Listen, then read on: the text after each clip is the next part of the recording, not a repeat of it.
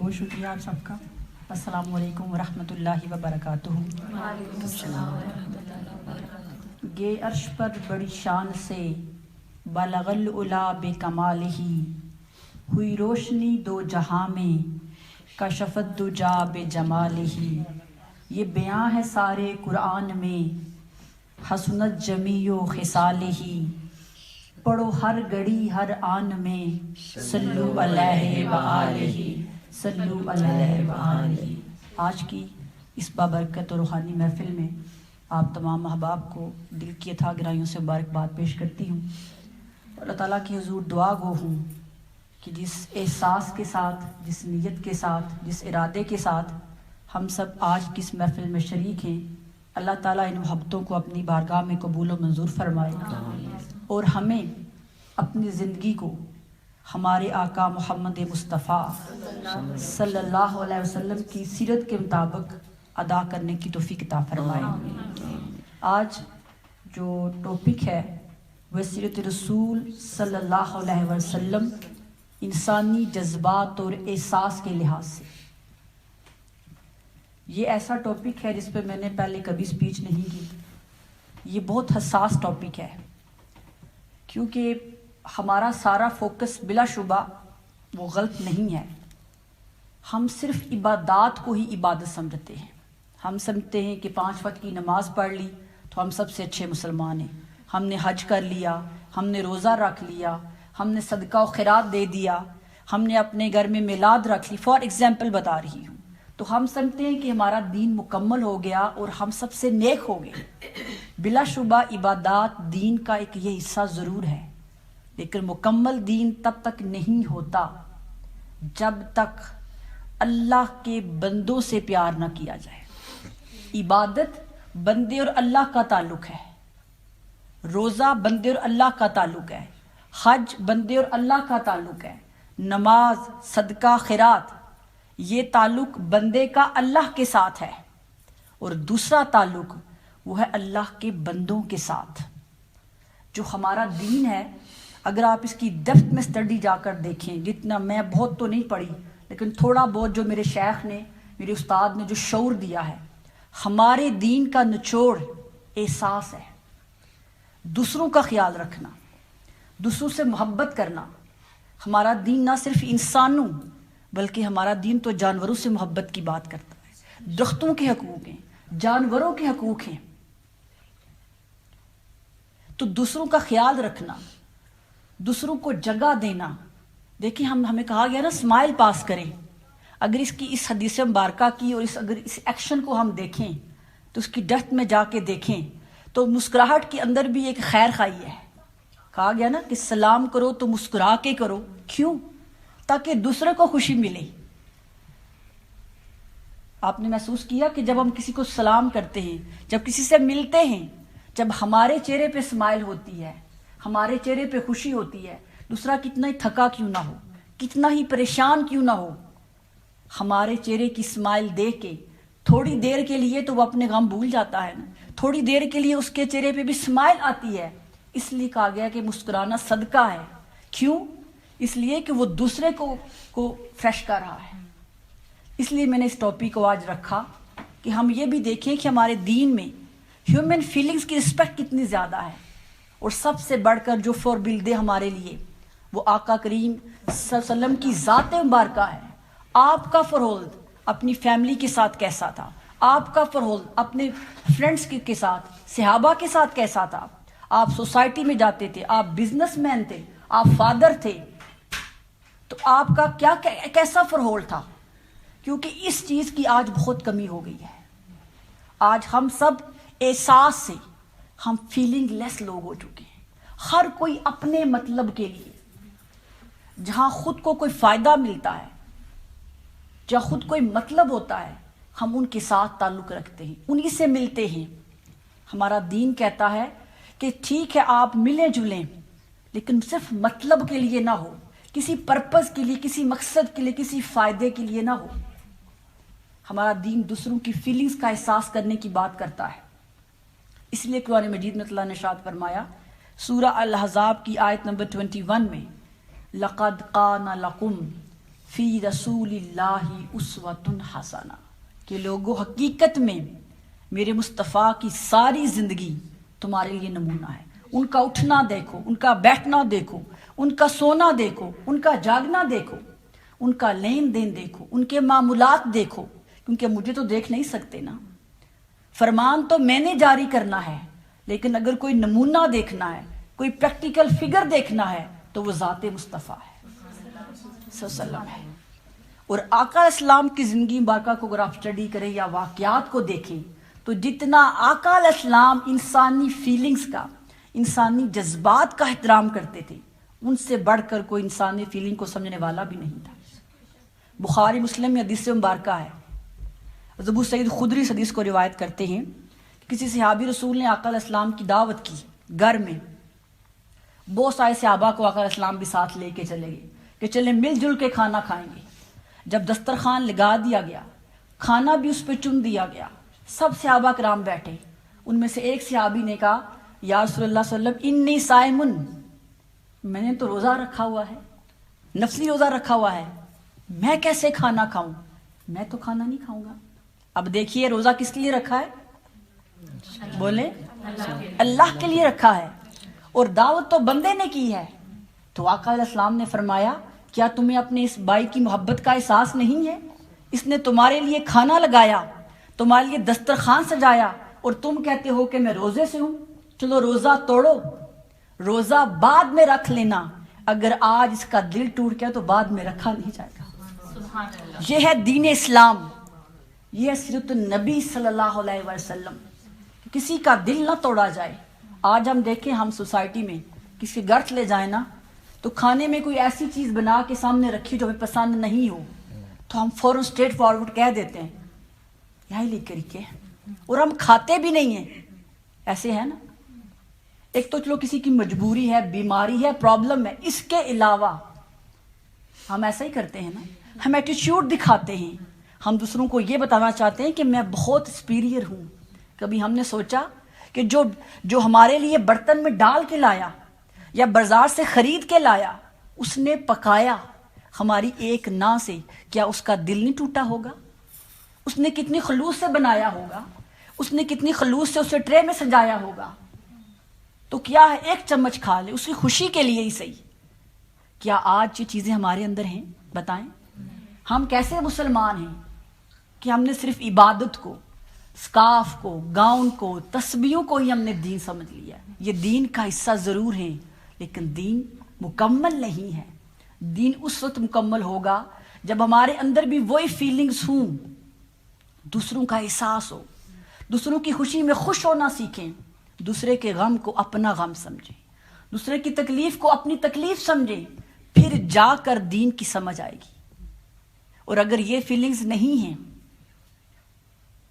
اگر یہ فیلنگز ہمارے اندر نہیں ہیں، دوسروں کا احساس نہیں ہے، تو پھر پتہ نہیں ہم کون سے دین کو فالو کر رہے ہیں۔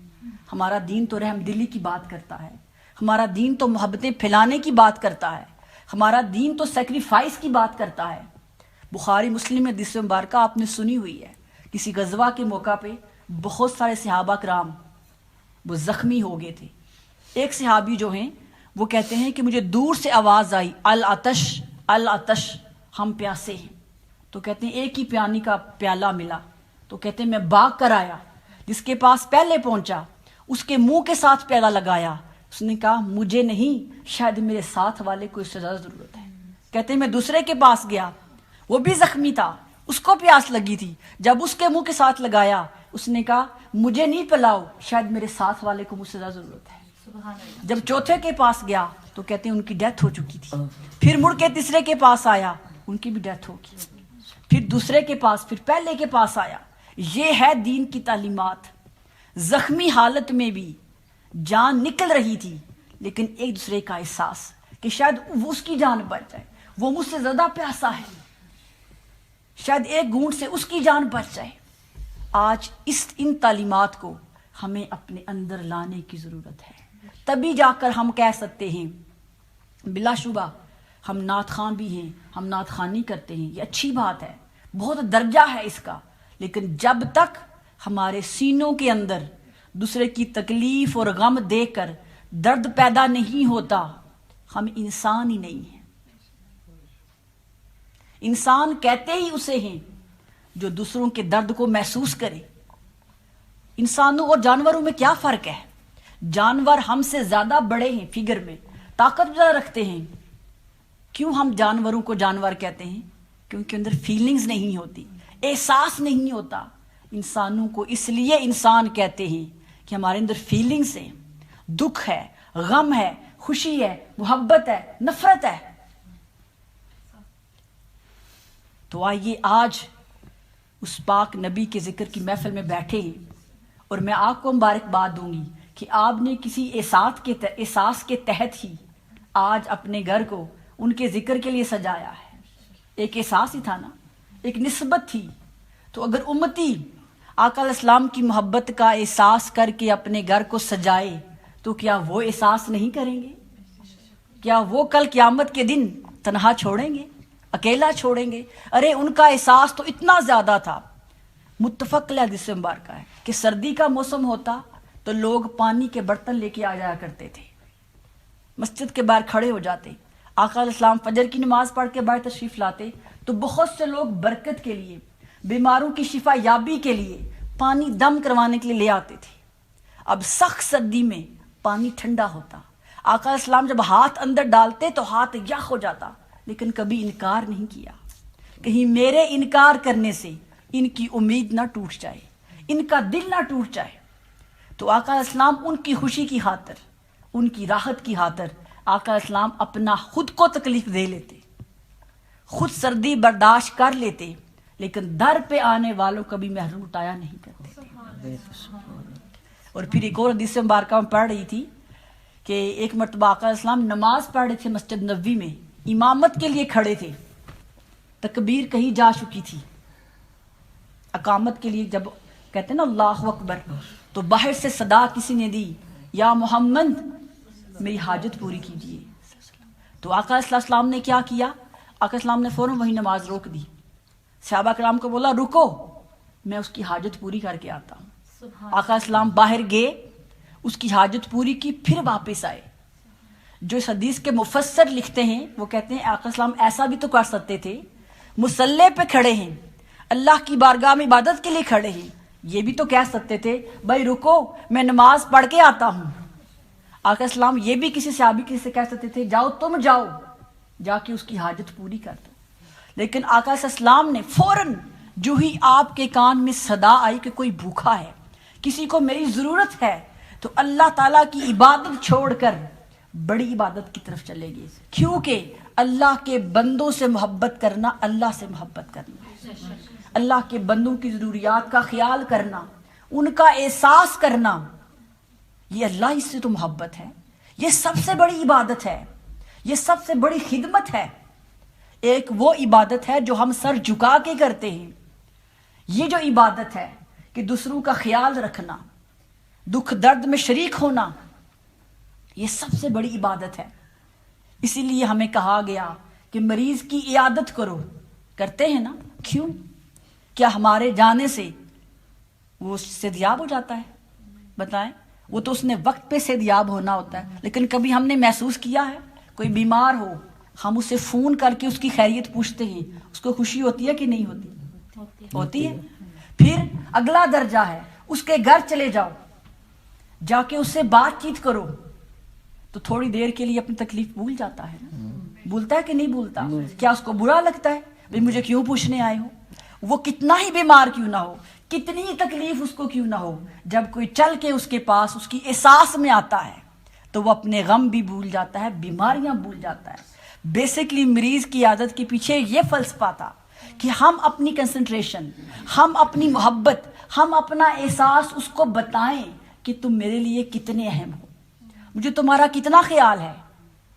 تو وہ جو ہماری کنسنٹریشن شو کرنا، ہمارا اظہار کرنا، ہمارے احساس کو شو اپ کرنا، تھوڑی دیر کے لیے اس کی تکلیف کو کم کر دیتا ہے۔ ارے یہی دین اسلام ہے، یہی ہمارے اسلام کی تعلیمات ہیں کہ صرف اپنا نہ سوچیں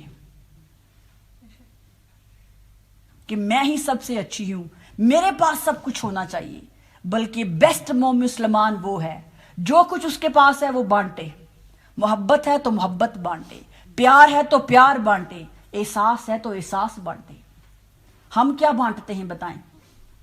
نفرتیں، حسد، غصہ، تانے۔ محبت کو ہم نے سنبھال کے رکھا ہوا ہے اسی لاک اپ میں، کیونکہ وہ تھوڑی ہے نا، زیادہ ہو تو بانٹے نا۔ یاد رکھیں جو بھی چیز ہم خرچ کرتے ہیں نا اللہ کے لیے، وہ بڑھتی ہے، کم نہیں ہوتی۔ آزما کے دیکھ لیں، اللہ تعالیٰ کہتا ہے نا میرے راستے میں مال خرچ کرو تو بڑھا دوں گا۔ اللہ کے لیے مال خرچ کرتے ہیں تو مال بڑھتا ہے، اگر اللہ کے لیے محبتیں بانٹیں گے تو محبت میں کمی کر دے گا، وہ اضافہ کرتا جائے گا۔ محبتیں بانٹ کر دیکھیں تو صحیح، محبتوں کو شیئر کرنا سیکھیں۔ جس دن ہم نے اپنے سینے کے اندر دوسرے کے لیے محبت محسوس کی، ایک محبت وہ ہے جو نیگیٹو رنگ دیا جاتا ہے۔ ہر محبت، ہر احساس غلط نہیں ہوتا۔ بندے کی محبت اللہ کے ساتھ بھی ہے، بندے کی محبت اپنے نبی کے ساتھ بھی ہے، ہماری محبت کعبہ کے ساتھ بھی ہے نا، ہماری محبت گنبد خضرا کے ساتھ بھی ہے نا، ہے کہ نہیں ہے نا؟ ہماری محبت حضور کے درود کے ساتھ بھی ہے، ہماری محبت اپنے والدین کے ساتھ بھی ہے، ہماری محبت اپنی اولاد کے ساتھ بھی ہے، بہن بھائیوں کے ساتھ بھی ہے۔ ہم اپنے گھروں سے محبت کرتے ہیں، اپنے ڈریس سے محبت کرتے ہیں، اپنے آپ سے محبت کرتے ہیں۔ کیا یہ محبتیں غلط ہیں؟ ہر محبت غلط نہیں ہے، ہر محبت ناجائز نہیں ہے، لیکن اگر ہر محبت کے پیچھے اللہ کی رضا لے آئیں، اس کی نسبت لے آئیں، تو ہر محبت نیکی بن جائے گی، ہر محبت عبادت بن جائے گی۔ کسی کے چہرے پہ مسکراہٹ لانا یہ اتنی بڑی عبادت ہے کہ ایک طرف بندہ 100 نفل پڑھ رہا ہو اور دوسری طرف بندہ کسی بیمار کی عادت کر رہا ہو، کسی کی مشکل کو حل کرنے کے لیے ایفرٹ کر رہا ہو۔ تو حدیث مبارکہ میں آتا ہے، آقا علیہ السلام نے فرمایا، اور یہ کتاب میرے پاس موجود ہے، اس کے اندر بھی حدیث مبارکہ لکھی ہوئی ہے جو میں آپ کو بتانے لگی ہوں، اسی سے بلکہ پڑھ کے بتاتی ہوں کہ آقا علیہ السلام نے فرمایا، حضرت عبداللہ بن عباس روایت کرتے ہیں کہ جو شخص کسی مسلمان بھائی کے کام کے لیے چل کر گیا، مثلاً چلنے سے کیا مراد ہے؟ فون کال، کسی جلسے میں گیا، کسی جلوس میں گیا، اس کے لیے تکلیف برداشت کی، اس کے لیے وقت دیا، میں مثال دے رہی ہوں آپ کو، یہ لکھی ہے اس کے اندر، تو یہ اس کے لیے، یعنی جتنا وقت اس نے کسی کی مشکل کو حل کرنے کے میں گزارا، چاہے وہ پریکٹیکلی تھا، چاہے وہ فون کال ہے، جو بھی ہمارے پاس میتھڈ ہے، تو آقا علیہ السلام نے فرمایا تو یہ اس کے لیے 10 سال کے اعتکاف سے بہتر ہے۔ کہاں 10 سال کا اعتکاف، اور کہاں کسی اللہ کے بندے کی مشکل کے لیے ایفرٹ کرنے کا اجر کتنا ہے۔ اور پھر فرمایا کہ جس بندے نے اللہ کی رضا کے لیے 1 دن کا اعتکاف کیا تو اللہ تعالیٰ اس بندے اور دوزخ کے درمیان 3 خندقوں کا فاصلہ قائم فرما دیتا ہے۔ 1 دن کے اعتکاف کا اتنا اجر ہے، تو 2 بندہ اللہ کی رضا کے لیے، اللہ کے بندوں کی مشکل حل کرنے کے لیے، چاہے وہ کمیونیکیشن کے تھرو ہو کہ بات چیت کے ذریعے کسی کی سٹریس کو دور کیا جائے، یا آپ پریکٹیکلی آپ فائنینشلی کسی کی ہیلپ کرتے ہیں، یا اور کوئی سورسز یوز کر کے اس کی مشکل دور کرنے کے لیے جتنا وقت اس میں لگاتے ہیں، اس کا ثواب 10 سال مسلسل اعتکاف کے برابر ہے۔ سبحان اللہ۔ کیوں؟ کیونکہ یہ اس اللہ کے بندے کے لیے ہے، اس کی رضا کے لیے ہے۔ تو آئیے آج کی اس مجلس میں ہم سب بھی یہ عہد کریں، ہم سب میں کمیاں ہیں، تھوڑی دیر کے لیے ہم سب اپنے اندر جھانکیں کہ کیا کسی کا دکھ و درد دیکھ کر میرا دل تڑپتا ہے کہ نہیں، یا ہم اگنور کر دیتے ہیں، پھر مجھے کیا پڑی ہے، یا سم ٹائم ہوتا ہے ہم کہتے ہیں یہ تو خود ہی بڑے فڑنگ کے، خود کر لیں گے۔ بے شک وہ فڑنگ ہے، کیا میرا حق نہیں بنتا کہ اس مشکل میں اس کو سہارا دوں؟ کیا یہ میرا حق نہیں بنتا کہ اس دکھ کی گھڑی میں اس کو پوچھوں؟ تو آئیے ابھی ہم سب یہاں بیٹھ کر اپنا اپنا جائزہ لیں، کیا کسی کی خوشی دیکھ کر حقیقی خوشی ہوتی ہے؟ کیونکہ اکثر ایسا ہوتا ہے، کسی کو کوئی کامیابی ملے، کوئی خوشی ملے، ہم اوپر سے تو مبارکباد دے دیتے ہیں، لیکن دل بڑا جلتا ہے۔ ایسا ہوتا ہے نا کبھی کبھی، کسی کی کامیابی دیکھ کے نا دل میں بندہ کہتا ہے اس کو کیوں مل گئی ہے، یہ کہاں اس قابل تھی، میں نظر نہیں آئی.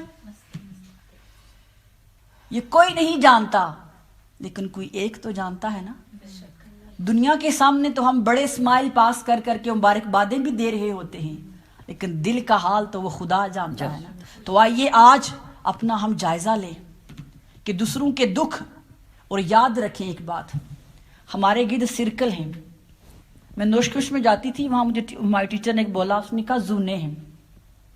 ایک زون آپ کے ان اپنوں کا ہے جس کے لیے آپ کو کوئی ایفرٹ نہیں کرنی پڑتی. ایک زون وہ ہے جس کے لیے آپ کو ایفرٹ کرنی پڑتی ہے. اس نے کہا پتہ ہے، ایک زون ایسا جس کے لیے آپ کو کوئی ایفرٹ نہیں کرنی پڑتی، وہ ہے آپ کے بلڈ ریلیشن. آپ کی ماں، باپ، بہن، بھائی، خالہ، ماموں، چچا، جو بھی رشتے ہیں، ان کو بنانے کے لیے آپ نے کوئی ایفرٹ نہیں کی. آپ پیدا ہوئے، یہ رشتے بنے بنائے مل گئے. دوسرا زون فرینڈز کا آتا ہے. اس زون کو بنانے کے لیے آپ کو ایفرٹ کرنی پڑتی ہے. ایسے ہی کوئی فرینڈ نہیں بن جاتا. فرینڈ بنانے کے لیے کچھ نہ کچھ تو کرنا پڑتا ہے. پھر دوستی کو قائم کرنے کے لیے بہت کچھ کرنا پڑتا ہے کہ نہیں کرتا. پھر اس نے کہا تیسرا زون ہے بشنت ہے کہ میرے جاننے والے ایسے ہیں. اس نے کہا سب سے جو اہم زون ہے وہ زون فرسٹ ہے، وہ آپ کا بلڈ ریلیشن ہے. کیونکہ ہم اسے فار گرانٹیڈ لے لیتے ہیں. بنا بنایا مل گیا ہے. زیادہ پرابلم ہمیں ان سے ہوتی ہے، کیونکہ فرینڈس کے ساتھ تو پرابلم ہوتی ہی نہیں ہے. اگر ہو بھی جائے تو ہم فوراً سالو کر لیتے ہیں. زیادہ پرابلمز اس والے سرکل میں آتی ہے جہاں بلڈ کنیکشن ہے، کہ ان کی باتیں دل کو لگتی ہیں. ایسے ہے نا، ان کی باتیں جہاں پہ بلڈ کنیکشن ہوتا ہے نا، وہ اگنور کر دیں، وہ پوچھے نا، تو ان کی بات چوٹ کی طرح لگتی ہے. یہی تو ہمارا امتحان ہے کہ اپنے بلڈ سرکل کے ساتھ ہمارا تعلق کیسا ہے. یاد رکھیے، ہمارے فرینڈ کے ساتھ ہمارا تعلق کیسا ہے ہم سے کل نہیں پوچھا جائے گا. پوچھا جائے گا ان رشتہ داروں کے بارے میں جن کے ساتھ ہمارا بلڈ ریلیشن ہے. ایک صحابی نے کہا یا رسول اللہ صلی اللہ علیہ وسلم، میں تو ان سے بلائی کرتا ہوں، میں کوشش کرتا ہوں کہ ان سے خیر کا معاملہ رکھوں، لیکن وہ نہیں کرتے. وہ میری ہر بلائی کا، ہر نیکی کا، ہر خیر کا جواب مجھے برائی سے دیتے ہیں. تو یا رسول اللہ پھر میں کیا کروں؟ آقا اسلام فرمایا اگر تو جو بتا رہا ہے ویسا کرتا ہے تو پھر تو ان کو راکھ میں، آگ کی چنگاریوں میں پھینک رہا ہے. کیونکہ تو اچھا عمل کر کے اپنی جنت کا راستہ کھول رہا ہے، اور وہ اچھا جواب نہ دے کے، وہ نیکی کا جواب برائی سے دے کے خود کو آگ میں پھینک رہے ہیں. انسان کی آزمائش بھی خون و رشتوں سے ہوتی ہے. اس لیے ہمیں سب سے پہلے یہ ٹیسٹ کرنا ہے کہ یہ جو ہمارے خونی رشتے ہیں ان کے ساتھ ہمارا فور ہولڈ کیسا ہے. دنیا والوں کے سامنے ہم جتنے مرضی اچھے ہوں، بہت واہ واہ ہو، ویلفیئر کے ہم کام کریں، چیریٹی کریں، لیکن کیا ہماری فیملی میں جو ضرورت مند ہیں کبھی ہم نے ان کا فاصلہ کیا؟ کبھی ان کے درد کا احساس کیا؟ یا بہت سے لوگ الحمدللہ اللہ تعالیٰ ان کو توفیق دی ہے وہ کرتے ہیں، لیکن ساتھ بلا کیا ہوتا ہے؟ مدد کرنے کے بعد پھر وہ فرمانت نہیں کرتے ہیں اب ریموٹ ہمارے ہاتھ میں ہو، اب جیسا ہم چاہیں ویسا وہ کریں. اس کا مطلب ہے آدھا کام کرنے کے بعد آدھا پھر ہم نے ادھورا چھوڑ دیا. سیدنا وہ آدھا اس لیے کیونکہ ہم ان سے ریوارڈ کی توقع رکھتے ہیں. ہم چاہتے ہیں چونکہ ہم نے اس کی مشکل مدد کی تھی اس لیے اب میری مانی جائے، میں استیرے کروں، مجھ سے پوچھ کے ہر کام کریں. اور جب وہ نہیں پوچھتے تو پھر ہم کیا کرتے ہیں؟ ہم کہتے ہیں یہ بے فیض ہے، یہ تو نمک حلال نہیں کیا. کیونکہ ہماری نیت یہ ہوتی ہے ہمیں اچھا سمجھا جائے، ہماری بات مانی جائے. تو جب نیت یہ ہوگی تو پھر دینے کا بھی کوئی فائدہ نہیں ہے. جب نیت یہ ہو کہ میں اس کو دوں، بھلے وہ پھول دے یا کانٹے دے، میں نے اللہ کی رضا کے لیے خرچ کرنا ہے، ریوارڈ میں نے اس سے لینا ہے، تو پھر اگلے کا جو بیڈ بھی ہے اسے تکلیف نہیں ہوتی. یہی سورہ نور میں لکھا ہے. سیدنا صدیق اکبر رضی اللہ تعالی عنہ انبیاء کرام کے بعد سب سے افضل رتبہ ان کا ہے. جب سیدہ عائشہ صدیقہ سلام اللہ علیہ پہ تہمت لگائی گئی تو آپ کے کزن تھے، وہ بھی لوگوں کے بہکاوے میں آ گئے اور انہوں نے بھی پروپیگنڈا کیا تو آپ اس کزن کی فائنینشیل ہیلپ کرتے تھے، سیدنا صدیق اکبر۔ اب ظاہر ہے کوئی بیٹی پر تہمت لگائے تو برداشت ہوتا ہے، اور بیٹی بھی وہ جو نبی کی بیوی ہو۔ تو سیدنا صدیق اکبر جو انہوں نے قسم کھائی، ان کا نام تھا مستے نام تھا ان کا، انہوں نے کہا آج کے بعد میں نے مستے کی فائنینشیل ہیلپ نہیں کرنی۔ کتنا بے فیض ہے، میرے گھر کا کھا کے میری بیٹی پہ تہمت لگاتا ہے۔ جب یہ قسم کھا لی تو آقا علیہ السلام نے آپ کو بلایا اور کہا کہ اے صدیق، اللہ تعالیٰ نے آپ کو سلام بھیجا ہے اور کہا ہے کہ اگر آپ اس مستے کی فائنینشیل ہیلپ نہ روکیں تو اللہ تعالیٰ آپ کی رزق کریم کا وعدہ کرتا ہے۔ رزق کریم کیا تھا کہ آپ کو دنیا میں کبھی کسی کی محتاجی نہیں ہو، آپ کے وسائل میں اضافہ کروں گا، اور دوسرا فرمایا قیامت کے دن بلا حساب کتاب آپ کی بخشش کر دوں گا۔ تب سیدنا ابوبکر صدیق نے پہلے سے زیادہ ان کی مدد کرنا شروع کر دی۔ تو یہ آزمائش ان پر بھی آئی تھی، یہ آزمائشیں ہم پر بھی آتی ہیں، لیکن جب اللہ کی رضا ہو، کسی اپنے کو دے رہے ہیں، وہ رسپیکٹ کرے یا نہ کرے، اون کرے نہ کرے، اپریشیٹ کرے یا نہ کرے، ہم اس مدد کو نہ روکیں، ہم وہ ہیلپ کرتے رہیں۔ وہ ضروری نہیں کہ وہ فائنینشلی ہو، وہ کسی کا حال چال پوچھنا بھی ہو سکتا ہے، کسی کی سٹریس میں، کسی آج کل کا دور یہ سٹریس فل دور ہے، ہر بندے کو سٹریس ہے، ہر دوسرا بندہ ڈپریشن کا شکار ہے، کیونکہ وہ دل کی بات کس سے کرے؟ کیونکہ ہم تو اشتہار لگا دیتے ہیں۔ کوئی اگر دل کی بات کر بھی دے، اپنی پریشانی شیئر بھی کر دے، بتائیں ہم میں سے کتنے جو راز رکھتے ہیں؟ جب تک ہم آگے 10 لوگوں کو نہ بتا لیں ہمیں بھی چین نہیں آتا۔ تو کسی کے ساتھ بیٹھ کر اس کی بات سن لینا کہ وہ اپنے دل کا بوجھ ہلکا کر لے، یہ بھی بڑی نیکی ہے، یہ بھی عبادت ہے، اور پھر اس کے راز کو راز رکھنا یہ اس سے بڑی امانت اور عبادت ہے۔ تو اس لیے ہم سب جو یہاں پہ بیٹھے ہیں ہمیں اپنی ذات سے آغاز کرنا چاہیے کہ ایک سٹیپ میں لوں اور زبان سے کوئی ایسا لفظ نہ نکالے۔ سب ٹائم ہم مذاق میں بھی ایسی باتیں کر جاتے ہیں کہ جس سے دوسروں کا دل دکھ جاتا ہے، اور پھر ہم بعد میں کہتے ہیں نہیں میں تو مذاق کر رہی تھی۔ یہ ہے نا، آج میں آپ کو فرق بتاتی ہوں، مذاق کرنے میں اور مذاق اڑانے میں بڑا فرق ہے۔ مذاق کرنا کیا ہوتا ہے کہ ایسی بات کرنا جس کے بارے میں بات کر رہے ہیں وہ بھی انجوائے کرے، وہ بھی خوش ہو، اسے گلٹی فیل نہ ہو، اسے کہتے ہیں مذاق کرنا، کہ وہ بھی اس خوشی میں شریک ہو سکے۔ اور مذاق اڑانا یہ ہوتا ہے کہ اپنے ہی کسی ساتھی کی کوئی نیگیٹو چیز، کوئی بری بات جس سے وہ شرم محسوس کرے، فلاؤ فولے کرے دوسروں کے سامنے، اسے گلٹی فیل ہو، اس کو سب کے سامنے بیان کرنا، یہ ہے مذاق اڑانا۔ اسلام مذاق کرنے سے روکتا نہیں ہے، خوشی کی بات، اچھی بات کو اچھے انداز میں کرنے سے روکتا نہیں ہے، لیکن اگر کسی کی کوئی وہاں پہ اس کی عزت اچھال دی جائے یا اس کی کمیوں کو بیان کیا جائے تو اس کی پرمیشن نہیں ہے۔ مذاق ضرور کریں لیکن مذاق اڑائیں نہ، کیونکہ ظاہر ہے جس کا مذاق اڑایا جا رہا ہے کیا وہ خوش ہوگا یا خوش ہوگی؟ بتائیں، بھلے وہ ہماری سگی بہن ہی کیوں نہ ہو، وہ فرینڈ ہی کیوں نہ ہو، جس کا مذاق اڑایا جائے گا وہ دلی طور پہ ہم سے دور ہو جاتا ہے، اور جب وہ دل سے دور ہوگا، جسم تو ساتھ ہے لیکن اس کا دل دور ہو گیا، اس کا دل توڑ دیا ہم نے، اور ہمیں معلوم ہی نہیں ہوتا کہ کتنے لوگوں کے دل ہم نہ سمجھی میں ہم توڑ دیتے ہیں۔ دلوں کے توڑنے کا کوئی کفارہ نہیں ہے۔ نماز ٹوٹ جائے اس کا کفارہ ہے نا، روزہ ٹوٹے اس کا کفارہ ہے، عمرہ کرتے ہوئے عمرہ چھوٹ جائے اس کو بھی ریوائنڈ کر سکتے ہیں، حج کو بھی ریوائنڈ، حج کی بھی قضا ہے نا، لیکن دل توڑنے کی قضا نہیں ہے۔ اسی لیے آقا علیہ السلام نے، آپ پلیز بیٹھ جائیں، ان صحابی سے کہا تھا کہ روزہ توڑ لو پھر رکھ لینا، دل نہ توڑو، دل بعد میں نہیں رکھ سکتے۔ یہی ہمارے دین کی تعلیمات ہیں، یہی اس کا خلاصہ ہے کہ ہم دوسروں کے ساتھ کا خیال رکھیں۔ سم ٹائم ایسا بھی ہوتا ہے ہماری سوسائٹی میں کہ ہم کسی بندے کو ٹانٹ کرتے ہیں، وہ ریئیکٹ نہیں کرتا، ہمیں لگتا ہے اس کو برا نہیں لگا۔ کون انسان ہے کہ جس پہ آپ چوٹ لگائیں تو اس کو برا نہ لگے؟ یہ تو اپنا اپنا ظرف ہے، کوئی برداشت کر جاتا ہے، کوئی ریئیکٹ کر جاتا ہے. تو ہم سب کو سوچنا چاہیے کیوں کہا گیا کہ اچھا مسلمان وہ ہے جس کی زبان اور ہاتھ سے دوسرے مسلمان محفوظ رہے. کیوں کہا گیا؟ کیونکہ زبان کی چوٹ بہت بڑی چوٹ ہوتی ہے. تو زبان کے استعمال میں ہمیں احتیاط کرنی چاہیے، بھلے وہ ہمارے دوست ہوں، اولاد ہو، ماں باپ ہوں، ہسبینڈ ہو.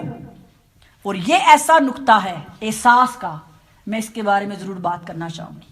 آج کل کے دور میں جس طرح ہم کا لفظ میں استعمال کروں گی، جس طرح ہم اپنے ہسبینڈز کو ڈیل کرتے ہیں لائک بالکل چائلڈ. ایسا ہے کہ نہیں؟ جس طرح ہم بچوں کو ٹریٹ کرتے ہیں نا، سب سے پہلے اس میں کالنگ آتی ہے، بلانا. ہم فرق ہی نہیں فیل کر سکتے کسی کو اگر بلاتے ہوئے سنے اپنے ہسبینڈ کو، ہمیں نہیں معلوم ہوتا کہ یہ اپنے بچے کو بلا رہی ہے یا اپنے ہسبینڈ کو بلا رہی ہے. بتائیں ایسا ہے کہ نہیں ہے؟ بلا شبہ فرینڈ شپ ہے، فرینکنیس ہے، سب کچھ اس سے شروع ہوتا ہے، اس پہ ختم ہوتا ہے. لیکن اللہ تعالیٰ نے جو مقام ہسبینڈ کو دیا ہے نا، وہ کسی کو بھی نہیں دیا. اس کا ادب کرنا، اس کا احترام اسی طرح ہسبینڈ کے لیے بھی لازم ہے. اب ذرا وہ تو نہیں سن رہے نا کہ بیوی کا ادب بھی کرنا چاہیے، اس کی بھی رسپیکٹ کرنی چاہیے، وہ چاہے بلانے میں ہو چاہے معمولات میں ہو. بیسکلی ہم جس کلچر سے تعلق رکھتے ہیں نا، وہاں پہ یہی سکھایا جاتا ہے کہ عورت نے ہسبینڈ کی عزت کرنی ہے، ہسبینڈ کو کوئی ضرورت نہیں ہے بیوی کو رسپیکٹ دے. یہ فائل ہے. اسلام نے ہسبینڈ اور وائف دونوں کو برابر کا درجہ دیا، عزت بھی دونوں کی برابر، رتبہ برابر. لیکن عورت کو بولا کہ ایک درجہ، میں بتاتی ہوں آپ کو، ایک درجہ جو ہے وہ عورت کو بولا کہ تمہارے ہسبینڈ کا زیادہ ہے. کہ اگر میں، اللہ تعالیٰ فرماتا کہ اگر میں کسی کو، حدیث مبارکہ ہے، کسی کو سجدہ کرنے کی پرمیشن دیتا اللہ کے بعد، تو عورت سے کہتا کہ وہ اپنے خامن کو کرے، لیکن سجدے کی پرمیشن نہیں ہے. تو یہ ایک رسپیکٹ ہے بیسکلی.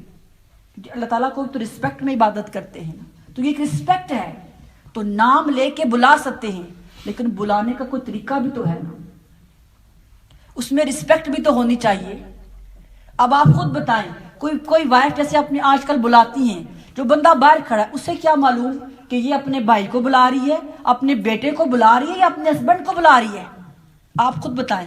اگر آپ کسی ایسے گھر میں جائیں جہاں جان پہچان نہ ہو اور جو وے آف کالنگ ہے اس کو سن کو بتائیں، آپ کہہ سکتے ہیں، ڈفرینشیٹ کر سکتے ہیں؟ بتائیں، آپ بتائیں بھائی، کر سکتے ہیں کہ یہ کس کو بلا رہی ہے؟ نہیں کر سکتے نا. تو یہ کیا ہے؟ ہم کہتے ہیں بھائی ہماری فرینکنیس ہے. بلا شبہ فرینکنیس کا یہ جو ہم نے مرتبہ نکال لیا یہ غلط ہے. آئیے میں آج آپ کو ایک مثال آقا اسلام کی زندگی سے بھی دیتی ہوں، کیونکہ ان کی زندگی کا ہر لمحہ ہمارے لیے فوربندے ہے. ناراضگیاں ان میں بھی ہوتی تھی، خفا وہ بھی ہوتے تھے، وہ بھی دوسرے کو بلایا کرتے تھے. آقا علیہ السلام پیار کے ساتھ عائشہ صدیقہ کو خمیرہ کہا کرتے تھے، محبت میں، پیار میں ان کو خمیرہ کہہ کے بلایا کرتے تھے. اور جب آپس میں بات چیت ہوتی، عائشہ صدیقہ جو تھی وہ بہت چھوٹی ایج کی تھی، خفا ہو جاتی. ہسبینڈ وائف کے درمیان خفا ہونا، ناراضگی، یہ چلتا رہتا ہے. اب وہ کیسے اظہار کرتے، اور آج ہم خود سب دیکھیں ہم کیسے اظہار کرتے ہیں. متفق علیہ حدیث مبارکہ ہے، عائشہ صدیقہ خود اس حدیث کو روایت کرتی ہیں، کہتی ہیں کہ عربوں میں تو رواج تھا کہ جب بھی کوئی بات کرنی قسم دے کے کرنی. واللہ آج بھی آپ عرب میں جا کے دیکھیں تو یہ لفظ بہت یوز کرتے ہیں. ہمارے ہاں بھی بہت سے لوگ کہتے ہیں ہر بات اللہ کی قسم، اللہ کی قسم کہتے ہیں. کچھ لوگوں کا تقیہ کلام ہے نا، ان کو پتہ نہیں ہوتا اس کا مطلب کیا، لیکن وہ بولتے جاتے ہیں. تو عربوں میں بھی رواج ہے کہ جب کوئی بات کرتے ہیں کہتے ہیں واللہ. عائشہ صدیقہ فرماتی ہیں کہ وہاں لیوس میں جب گفتگو کرتی تھی آقا صلی اللہ علیہ وسلم کے ساتھ، جب میں خوش ہوتی تو میں کہتی تھی رب محمد کی قسم، اور جب میں آپ سے خفا ہوتی، جب ناراض ہوتی تو میں آقا صلی اللہ علیہ وسلم سے جب گفتگو کرتی تو میں کہتی رب ابراہیم کی قسم. جس دن یہ میں لفظ استعمال کرتی تو آقا اسلام پہچان جاتے تھے کہ عائشہ کسی بات سے مجھ سے خفا ہے. تو آقا اسلام مجھ سے پوچھے عائشہ کیا آپ مجھ سے خفا ہیں، کیا آپ کسی بات سے مجھ سے ناراض ہیں؟ یہ تعلق دیکھیں، سلیقہ دیکھیں، ایٹیکیٹ دیکھیں کہ ناراضگی کا اظہار کیسے کیا جا رہا ہے.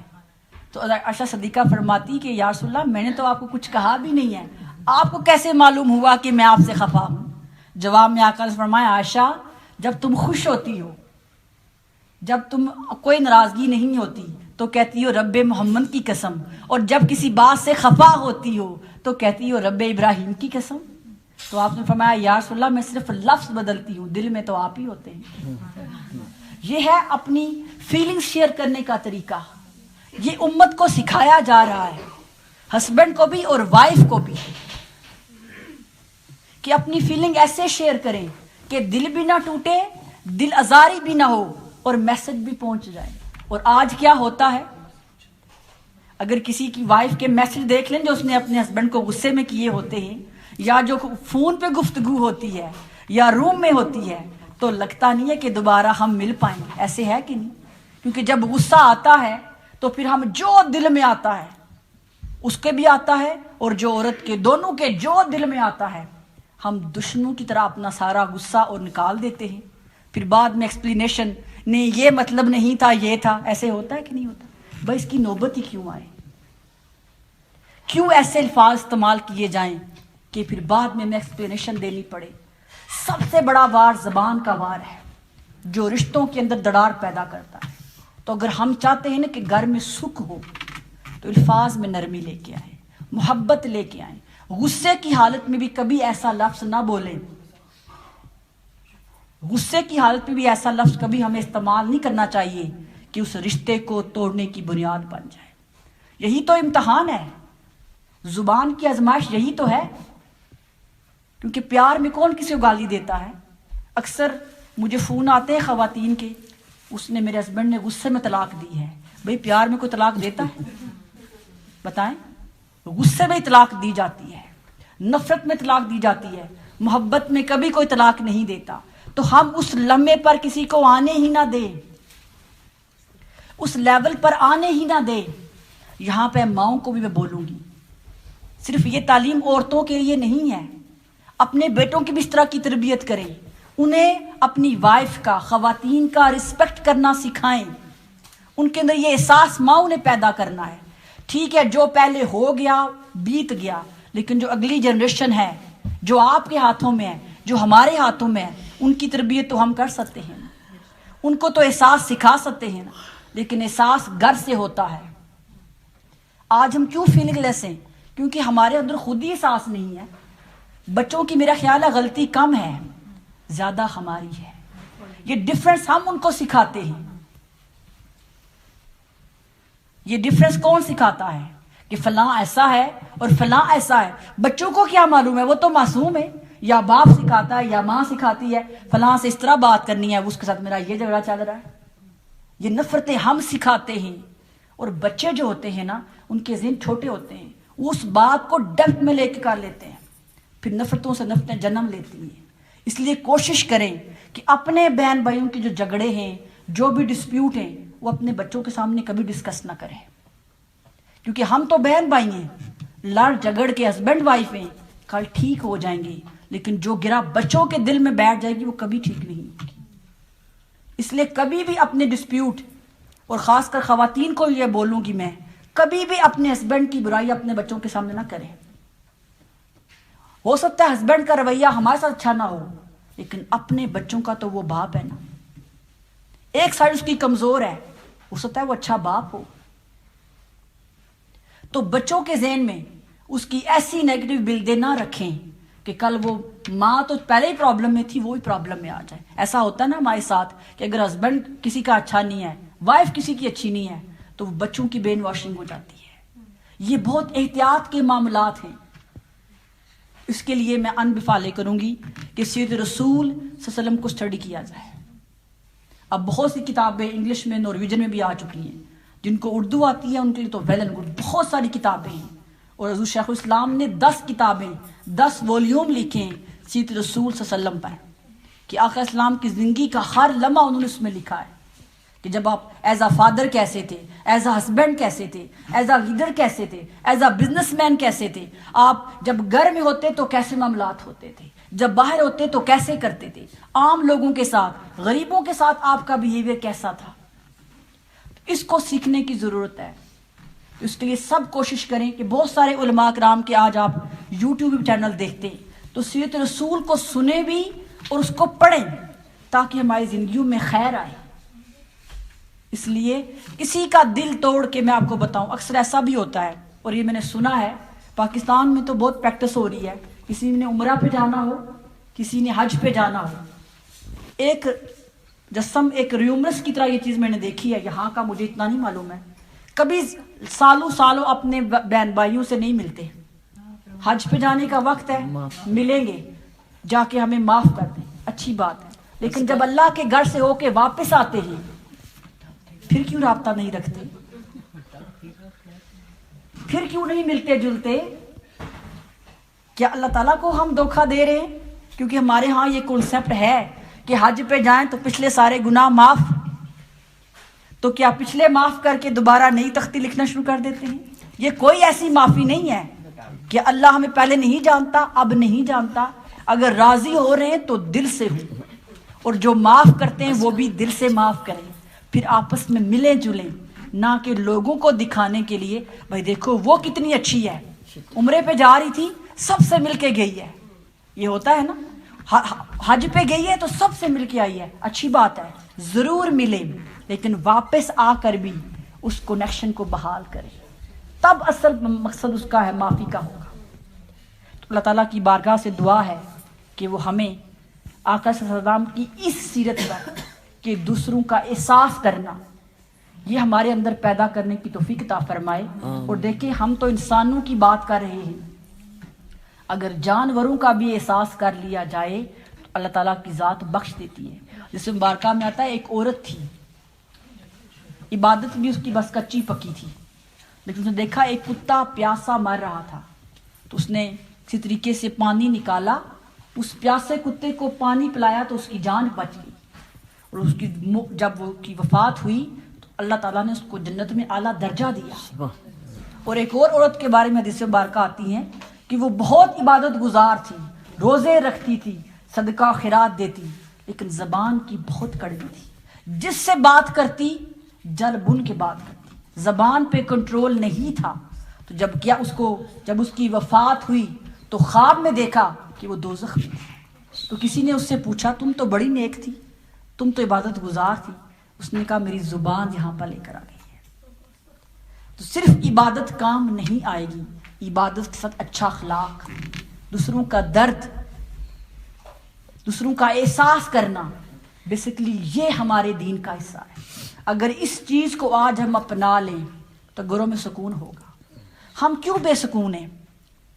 ہم اس لیے بے سکون ہیں کہ ہے تو ہم انسان لیکن دل پتھر کے ہوتے جا رہے ہیں, فیلنگ لیس ہے. جس دن یہ فیلنگز, یہ درد, یہ احساس اندر پیدا ہو گیا, اس دن سمجھ لیجئے گا کہ سیرت مصطفیٰ کی خیرات مل گئی ہے. ظاہر ہم سب کا نیو فشلی ہے, کسی کے اندر آلریڈی یہ احساس ہوگا, کسی کے اندر تھوڑا ہے, کسی کے اندر زیادہ ہے. میں یہی کہوں گی جن کے اندر یہ احساس پہلے ہے اس کو بڑھائیں, اس میں اضافہ کریں, اور جن کے اندر نہیں ہے وہ زندہ کرنے کی کوشش کریں. وہ تبھی زندہ ہوگا جب سیرت رسول کو اپنے سامنے رکھیں گے. تو اس کے لیے میں یہ کتاب انفالے کروں گی. یہ منہاج القرآن کی بیبلیوتیک میں یہ کتاب موجود ہے, اسلام اور خدمت انسانیت. اس کے اندر بہت آسان عربک اردو میں جو حدیث مبارکہ لکھی گئی ہیں آقا اسلام کی زندگی کے وہ واقعات جو عام سننے میں نہیں ملتے. تو میں یہ کتاب آپ سب کو انفالے کروں گی کہ جب مسجد جائیں تو آپ اسے ضرور اپنی اسٹڈی میں رکھیں, پھر دیکھیں کہ ہماری زندگی میں کیسے خیر اور برکت آتی ہے. اللہ تعالیٰ آج اس مجلس کو اپنی بارگاہ میں قبول و منظور فرمائے.